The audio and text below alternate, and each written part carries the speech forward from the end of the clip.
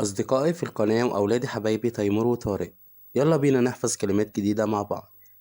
أول كلمة عندنا هي كلمة delicious. delicious يعني لذيذ.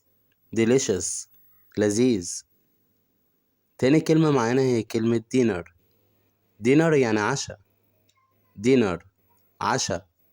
تالت كلمة معانا هي كلمة drink. drink يعني يشرب. drink يشرب. يلا نقولهم تاني مع بعض. أول كلمة عندنا هي كلمة delicious. delicious يعني لذيذ. تاني كلمة هي كلمة dinner. dinner يعني عشاء. تالت كلمة معانا هي كلمة drink. drink يعني يشرب.